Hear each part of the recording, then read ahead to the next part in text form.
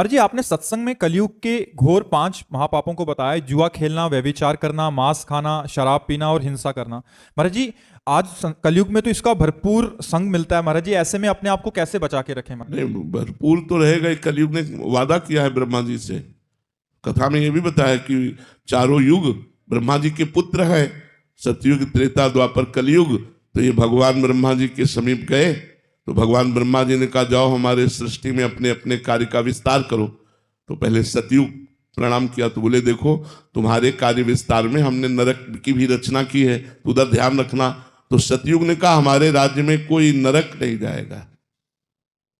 त्रेता ने प्रणाम किया तो त्रेता ने भी यही कहा कि बड़े भैया जैसे मार्ग में चल रहे हैं उसी मार्ग में हम भी चलेंगे। द्वापर से कहा, द्वापर ने कहा आपकी आज्ञा का पालन करने का प्रयास करूंगा। जब कलयुग ने प्रणाम किया तो ब्रह्मा जी ने कहा भाई आपकी क्या राय है? तो उन्होंने कहा जैसे बड़े भैया ने कहा सतयुग त्रेता ने कि हमारे राज्य में कोई नरक नहीं जाएगा, हम वादा करते हैं हमारे राज्य में कोई स्वर्ग नहीं जाएगा।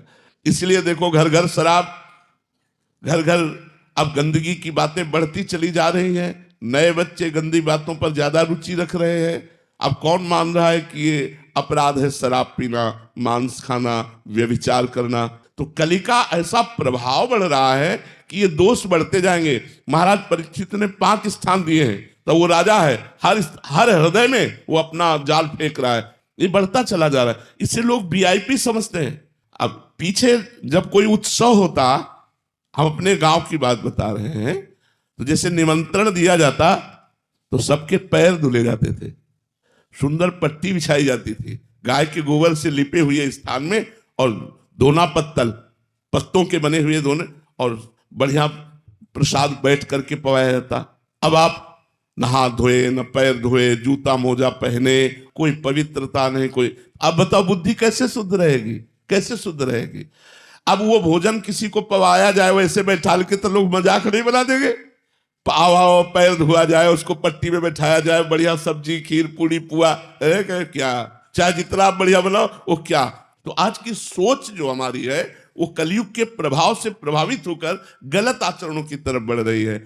अगर हम भगवान नाम जप करें तो हम बच सकते हैं। इसलिए हम सबको प्रार्थना करते हैं कि 24 घंटे में 24 मिनट हमको दे दीजिए। 24 मिनट राधा राधा आप रटिए, देखिए आपका मंगल होता है कि नहीं। भगवान की कृपा से आपका जीवन सही रास्ते पे आ जाएगा। 24 मिनट केवल दे दीजिए। 24 घंटे में 24 मिनट एकांत बैठकर राधा राधा राधा राधा जपिए, फिर आप देखिए आपका जीवन परिवर्तित होता है कि नहीं। कलयुग में केवल नाम प्रभाव